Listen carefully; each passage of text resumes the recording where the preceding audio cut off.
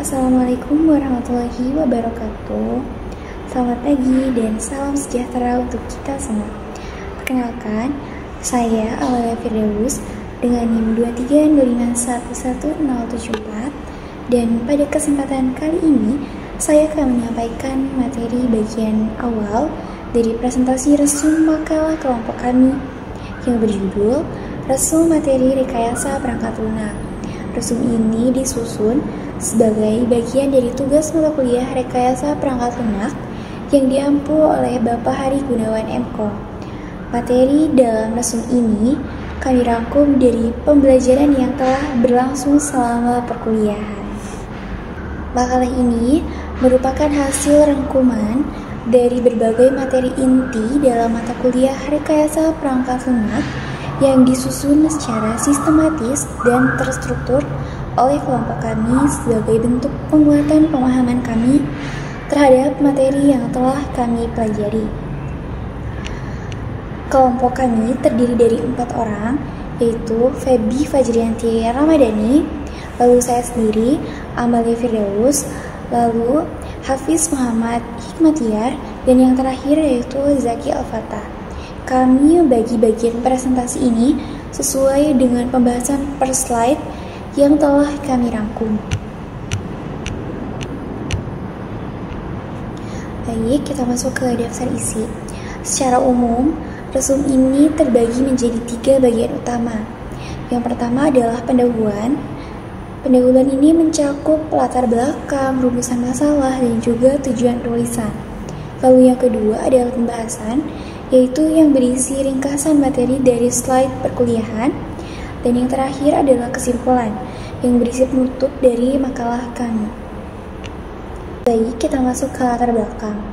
Perkembangan teknologi informasi menuntut terciptanya perangkat lunak yang efektif, efisien, dan mampu menjawab kebutuhan pengguna dengan cepat. Disinilah pentingnya pemahaman terhadap rekayasa perangkat lunak atau RPL. RPL adalah pendekatan sistematis dalam membangun perangkat lunak agar hasilnya tidak hanya dapat digunakan, tetapi juga dapat dipelihara, diperluas, dan sesuai dengan standar kualitas yang ditentukan. Melalui makalah ini atau presentasi ini, kami berupaya merangkum konsep-konsep penting dalam rekayasa perangkat lunak agar dapat lebih mudah dipahami. Dari latar belakang tersebut, kami merumuskan beberapa pertanyaan sebagai dasar pembahasan. Yang pertama adalah bagaimana konsep dasar RPL dapat dijelaskan secara sistematis dan mudah dipahami. Lalu yang kedua, apa saja prinsip dan pendekatan yang digunakan dalam proses pengembangan perangkat lunak. Dan yang terakhir, dan mengapa pemahaman etika serta penanganan perubahan menjadi penting dalam dunia rekayasa perangkat lunak. Lalu kita masuk ke slide selanjutnya, yaitu mengenai tujuan penulisan. Tujuan dari penulisan resum ini adalah untuk merangkum kembali materi perkuliahan secara sistematis, lalu meningkatkan pemahaman kami terhadap prinsip, proses, serta praktik pengembangan perangkat lunak, dan yang terakhir adalah menjadi referensi pembelajaran bagi mahasiswa yang ingin memahami RPL secara menyeluruh. Demikian penjelasan dari saya untuk bagian awal ini. Selanjutnya, presentasi akan dilanjutkan oleh rekan saya. Kami akan memulai pembahasan dari bagian konsep dasar rekayasa perangkat lunak atau disingkat RPL. Yang pertama, pengertian RPL. RPL merupakan disiplin ilmu yang menerapkan pendekatan sistematis, terstruktur, dan terukur dalam proses pengembangan, pengoperasian, dan pemeliharaan perangkat lunak. Tujuan utamanya adalah menghasilkan perangkat lunak yang berkualitas, efisien, dan andal. Kapan dan mengapa diperlukan? RPL sangat diperlukan khususnya pada proyek berskala menengah hingga besar yang melibatkan banyak orang, pengelolaan waktu, dan pengendalian kualitas. Tanpa pendekatan ini, proyek sangat rentan mengalami kegagalan. Cakupan RPL. Cakupan RPL terdiri dari 3 aspek utama. Yang pertama, proses, yaitu metodologi dan tahapan teknis pengembangan. Yang kedua, produk, yaitu hasil akhir berupa sistem atau aplikasi. Yang ketiga, manajemen, yaitu pengelolaan waktu, biaya, SDM, dan risiko. Berikutnya, kita masuk ke pembahasan mengenai proses rekayasa perangkat lunak. Proses dalam RPL mencakup beberapa tahapan penting, yaitu yang pertama, spesifikasi perangkat lunak, yaitu proses menentukan kebutuhan dan batasan sistem. Ini mencakup studi kelayakan, elicitation, dokumentasi, dan validasi kebutuhan. Yang kedua, perancangan dan implementasi, yaitu proses mendesain struktur sistem seperti arsitektur, komponen, dan database, lalu mengubah desain tersebut menjadi kode program. Yang ketiga, validasi perangkat lunak, yaitu memastikan bahwa perangkat lunak yang dibuat benar-benar sesuai dengan kebutuhan pengguna melalui pengujian, mulai dari unit testing hingga acceptance testing. Yang terakhir, evolusi perangkat lunak, yaitu pemeliharaan dan pembaruan sistem untuk tetap relevan dan fungsional sesuai perkembangan kebutuhan atau lingkungan.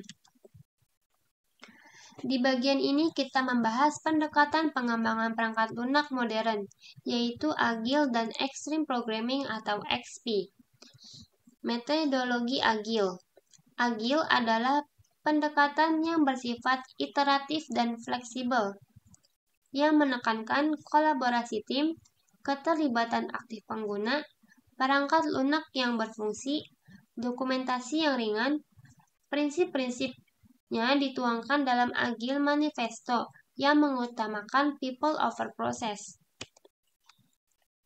Salah satu implementasi Agile yang populer adalah Extreme Programming atau XP. XP fokus pada peningkatan kualitas kode dan kepuasan pengguna melalui user stories, yaitu kebutuhan dalam bentuk cerita singkat. Test first development, yaitu menulis pengujian sebelum menulis kode. Pair programming, yaitu 2 orang programmer yang bekerja sama. Refactoring, yaitu memperbaiki struktur kode tanpa mengubah fungsinya. Keunggulan Agile dan XP. Agile dan XP sangat cocok diterapkan pada proyek yang berskala kecil hingga menengah, terutama yang dinamis dan cepat berubah.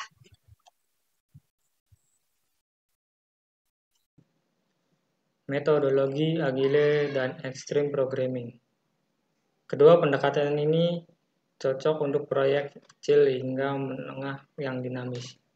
Kelebihannya adalah waktu rilis yang lebih cepat, adaptif terhadap perubahan, dan peningkatan kualitas perangkat lunak secara berkelanjutan. Rekayasa kebutuhan. Rekayasa kebutuhan adalah proses untuk memahami, mendefinisikan, dan mendokumentasikan apa yang dibutuhkan pengguna dan sistem sebelum perangkat lunak dikembangkan. Tujuannya adalah memastikan perangkat lunak dibangun sesuai harapan pengguna sejak awal. Proses utama rekayasa kebutuhan.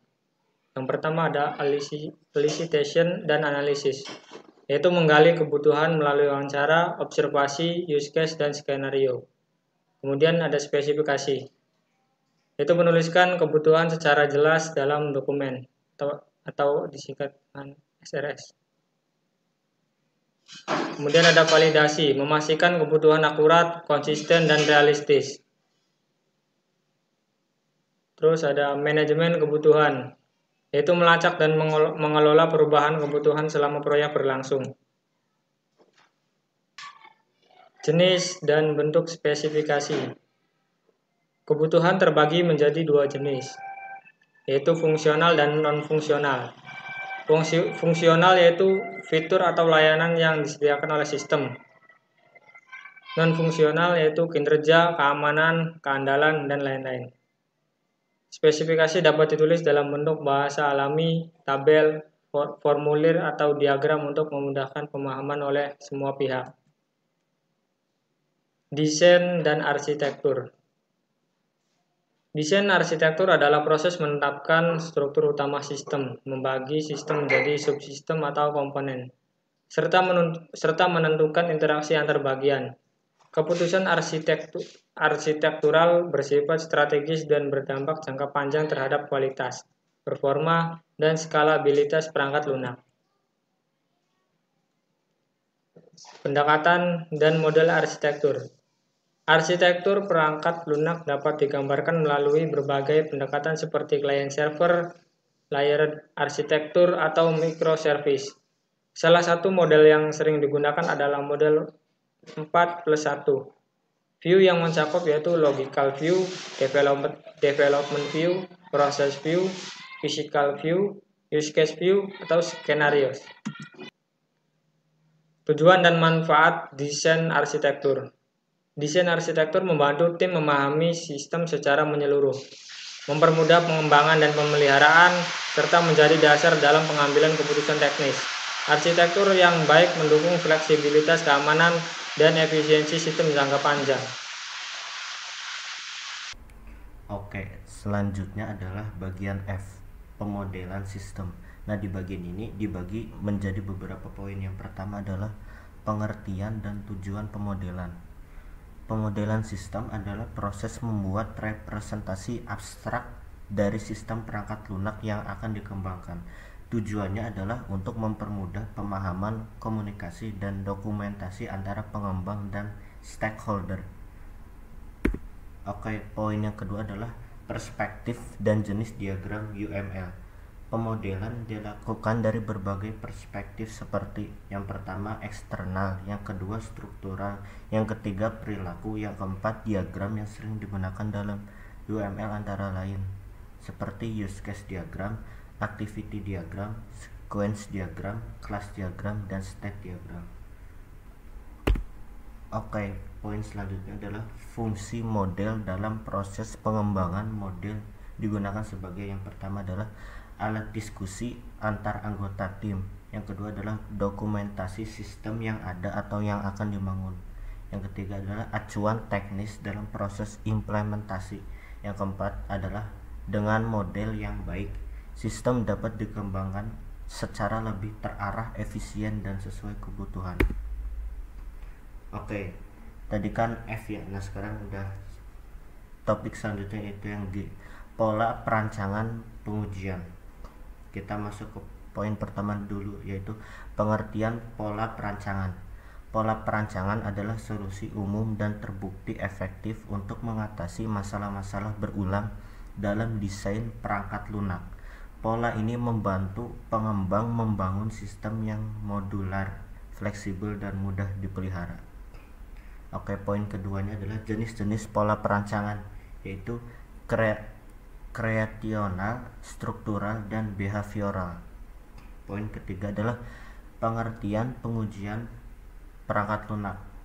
Pengujian bertujuan untuk memverifikasi bahwa perangkat lunak telah dibangun sesuai spesifikasi verifikasi dan memenuhi kebutuhan pengguna. Ini juga berfungsi untuk mendeteksi kesalahan sebelum perangkat lunak digunakan secara nyata. Poin selanjutnya adalah pendekatan dan teknik pengujian. Apa saja itu teknik pengujiannya? Di antaranya itu komponen testing, sistem testing, dan acceptance testing. Oke, kita masuk ke bagian kesimpulan.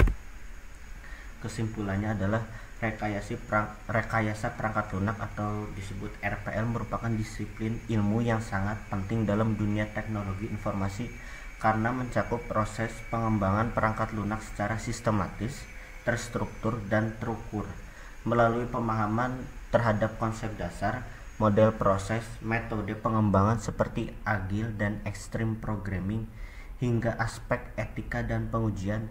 Mahasiswa diharapkan mampu merancang dan membangun perangkat lunak yang berkualitas tinggi. Dengan disusunnya resume ini, diharapkan pembaca dapat memperoleh gambaran menyeluruh tentang prinsip-prinsip utama dalam RPL dan menjadikannya sebagai referensi pembelajaran yang bermanfaat dalam menghadapi tantangan pengembangan perangkat lunak di dunia nyata. Itu saja dari kelompok kami. Mohon maaf kalau ada kekurangan. Wassalamualaikum warahmatullahi wabarakatuh.